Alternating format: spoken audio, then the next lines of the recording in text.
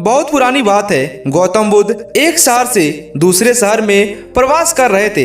उनके कुछ शिष्य भी उनके साथ थे। एक दिन शिष्य शहर में घूमने निकल गए, लेकिन उस शहर के लोगों ने उनके शिष्यों को बहुत बुरा भला कहा। शिष्यों को ये सब सहन नहीं हुआ और वो सब वापस लौट आए। जब बुद्ध ने देखा कि उनके सभी शिष्य बहुत ही ज्यादा क्रोध में लग रहे हैं, तब उन्होंने उनसे पूछा, क्या बात है, आप सभी इतने क्रोध में क्यों दिखाई दे रहे हैं? फिर उनमें से एक शिष्य ने क्रोधित होकर बोला, भगवान, हमें यहाँ से तुरंत प्रस्थान करना चाहिए। यहाँ हमारा सम्मान नहीं है और जहाँ हमारा सम्मान नहीं है वह हमारा एक पल भी नहीं रुकना चाहिए। जब हम यहाँ बाहर घूमने के लिए साथ गए तो यहाँ के लोगों ने हमें बहुत बुरा भला कहा। यहाँ के लोग को दीवार के सिवा कुछ और नहीं आता। उनकी बातें सुनकर गौतम बुद्ध मुस्कुराकर बोले, क्या किसी और जगह पर तुम सद्व्यवहार की आशा करते हो?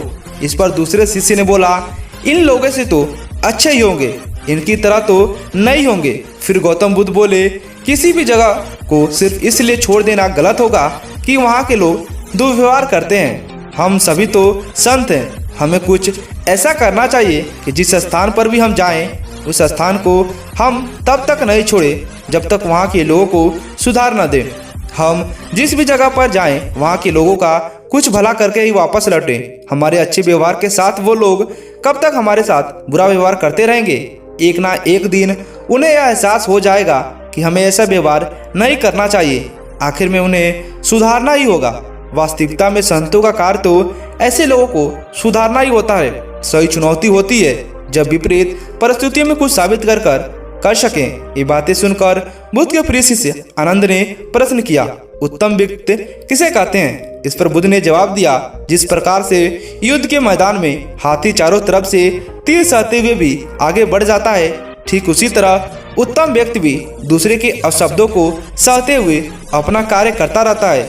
जो खुद को बस में करना सीख ले वही दुनिया का सबसे उत्तम व्यक्ति है। अतः सभी शिष्यों को गौतम बुद्ध की सारी बातें समझ आ गई और उन्होंने उस शहर में जाने से इरादा त्याग दिया। उन्होंने गौतम बुद्ध से कहा, ठीक है, अब हम इसी शहर में रहेंगे और यहाँ के लोगों को जब तक सुधार नहीं देंगे तब तक हम यहाँ से प्रस्थान नहीं करेंगे। अगले दिन से जितने भी बौद्ध भिक्षु थे वो गौतम बुद्ध के साथ शहर में निकल पड़े। शहर में जाने के बाद उनके ऊपर पत्थर मारे गए, उनको बुरा भला कहा गया, लेकिन धीरे धीरे गौतम बुद्ध अपने उपदेश, अपने सुविचार से उस शहर के लोगों का मन बदलने लगे। और धीरे धीरे एक समय ऐसा भी आया जब गौतम बुद्ध ने उस शहर के सभी लोगों का मन बदल दिया। सभी लोग गौतम बुद्ध के अनुयायी बन गए और उनके चरणों में पड़कर उनकी कथा सुनने लगे और आगे चलकर एक कुशल आदमी बन गए। दोस्तों, ये कहानी आपको कैसी लगी हमें नीचे कमेंट करके बताइएगा।